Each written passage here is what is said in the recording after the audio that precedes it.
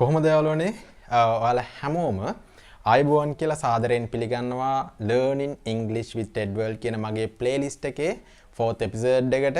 ඒ කියන්නේ මේ වෙද්දී අපි කතා කරලා තියෙනවා be verb එකේ positive එක සහ negative එක. ඒ කියන්නේ අපිට දැන් කියන්න පුළුවන් I am Tusit, I am not Tusit, he is a teacher, he is not a teacher, they are at home, they are not at home. ඒ කියන්නේ positive ඇත කියන අදහස සහ negative නැත කියන අදහස. එහෙනම් අපේ අද episode එක වෙන්නේ මොකද්ද? අද අපි යනවා question අහන්න. ඒ කියන්නේ අපි මේ වෙද්දි කියන්න දන්නවා මම තුසිත් කියන්න දන්නවා. මම තුසිත් නෙමෙයි කියන්න දන්නවා. නමුත් මට අහන්න පුළුවන්ද ඔයා තුසිත්ද කියලා? අන්න එහෙනම් අපි අද question එක form එකට යන්න හදන්නේ. එහෙනම් අපි අද lesson එක episode 4 එකේ lesson එක තමයි question form.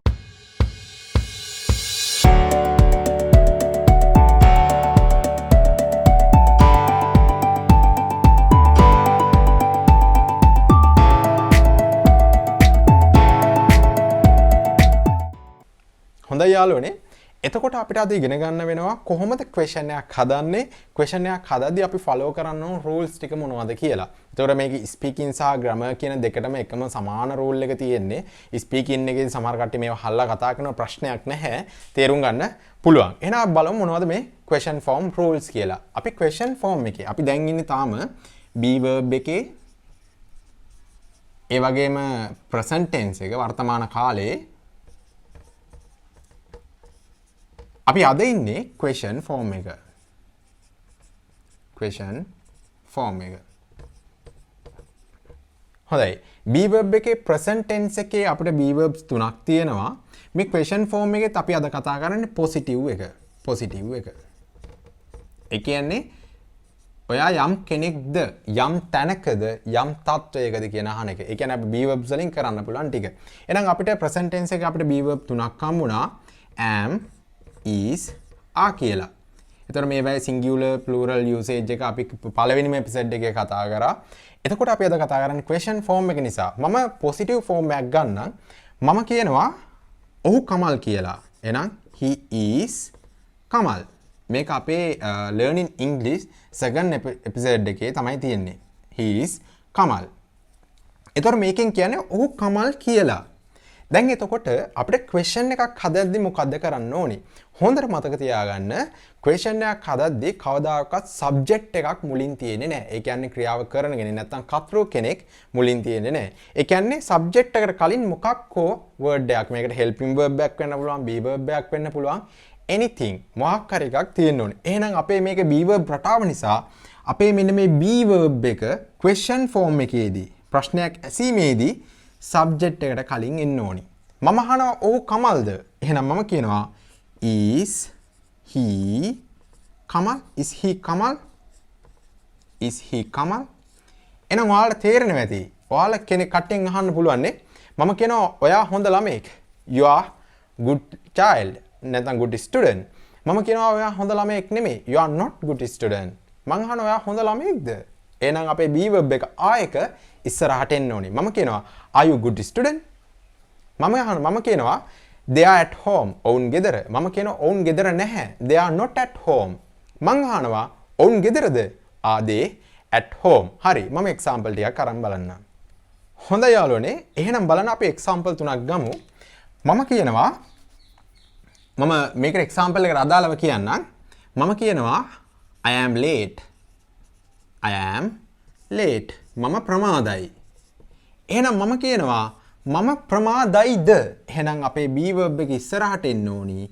මම අහනවා am I late? am I late? am I late? මම ප්‍රමාදයිද? අනිවාර්යෙන් මේක අවසානයේ question form එකේ question mark එක වැටෙන්න ඕනි. ඊට පස්සේ මම කියනවා ඔහු කමල් කියලා. he is Kamal. he is Kamal. එහෙනම් question form එකේදී is එක ඉස්සරහට එනවා. මං අහනවා ඔහු කමල්ද? is he Kamal? හරි. මෙන්න මම තුන්වෙනි point එක ගන්නවා. they are at home. they are at home. එහෙනම් මම මෙන්න මේකේ negative form එක කතා කරද්දී question එක කතා කරද්දී මම මොකද කරන්න ඕනේ? be verb එක ඉස්සරහට ගන්න ඕනේ. එහෙනම් මම අහනවා are they at home. හරි. එහෙනම් ඔයාලට තේරෙන්නේ නැති be verb එක ඉස්සරහට අරගෙන අපිට easy විදියට question එක අහන්න පුළුවන්. මම කියනවා ඔවුන් බඩගින්නේ. They are hungry. මං අහනවා ඔවුන්ට බඩගිනිද? Are they hungry? මං අහනවා ඇයට තිබහද? Is she thirsty? මං අහනවා මම කියනවා ඔහු හොඳින්. He is fine. මං අහනවා ඔහු හොඳින්ද? Is he fine? මං අහනවා ඔයා හොඳින්. මං කියනවා මෙහෙම. ඔයා හොඳින්. You are okay. මං අහනවා ඔයා හොඳින්ද? Are you okay? එහෙනම් මම බලමු question එකක් අහනවා. මං කෙනෙක්ගෙන් අහනවා. Are you තුසිත? ඔයා තුසිත්ද? එයා කියනවා yes I am. ඔව් මම තුසිත්. ඒ කියන්නේ තුසිත් කියන එක repeat කරන්න ඕනේ නෑ. I am කිව්වනම් ප්‍රමාණවත්.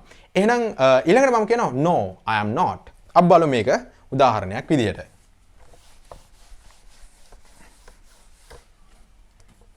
මෙන්න අහනවා are you තුසිත්? Are you තුසිත්? ඔයා තුසිත්ද? Are you තුසිත්? ප්‍රශ්නේ අහුවා. දැන් මම කියනවා ඔව් මම තුසිත්. Yes I am තුසිත්. Yes I am තුසිත්. ඔයාලට කතා කරද්දී ඉංග්‍රීසි භාෂාවේ කියන repeat use කරන්න එපා කියලා. මේ තුසිත කලින් use වෙච්ච නිසා මෙතනදී use කරන්න එපා. මොකද ඒක use කරා කියලා වැරද්දක් නැහැ. නිකන් තේරුමක් නැනේ අපරාධේ. හරි. ඒක අයින් කරනවා. Yes I am. එහෙනම් මම කියනවා මම තුසිත් නෙවෙයි. No I am not. I am not. ඔයාලට easy විදියට question එක හදාගන්නත් පුළුවන්. ඒ වගේම ඒකට answer එක දෙන්නත් පුළුවන්. එහෙනම් අපේ episode 3 එකේ question form positive question form එක ඔයාලට ඉගෙන ගන්න තියෙන මෙච්චරයි. ඔයාලට කිසිම ප්‍රශ්නයක් නැතුව කෙනෙක්ගෙන් අහන්න පුළුවන් ඔයා එයාද කියලා. අපි මෙහෙම ඇහුවොත් මම අහනවා ඔහු විදුහල්පතිද? Is he the principal? මම කියනවා no. එයා විදුහල්පති නෙමෙයි. No he is not. ඔයාලට ප්‍රින්සිපල් කියන එක දැම්මට ප්‍රශ්නයක් නැහැ. අපරාධ රිපීට් ලියන්න ඕනේ නැහැ. ඒ කියන්නේ කලින් අහපු නිසා ඒකේ මේ වචනේ තියෙනවා කියන එක අන්ඩර්ස්ටෑන්ඩ් කරගන්න පුළුවන්. හොඳයි යාළුවනේ. අදට මම ඔයාලගෙන් සමුගන්න හදන්නේ. ඔයාලා තාමත් මගේ channel එක subscribe කරලා නැත්නම් මගේ channel එකට like එකක් දාන්න. ඒ වගේම subscribe කරන්න. ඒ වගේම පහළ තියෙන bell icon click කරන්න. එතකොට ඔයාලට පුළුවන් මගේ අලුත්ම videos දැම්ම ගමන් ඔයාලට notification එකක් ගෙන්න ගන්න. ඒ මතක් කිරීමත් සමගින් මම ඔයාලගෙන් අද සමුගන්නවා. නැවත හමු වෙන්නේ බලාපොරොත්තු ඇතිව. ඔයාලා හැමෝටම ආයුබෝවන්. ජය වේවා.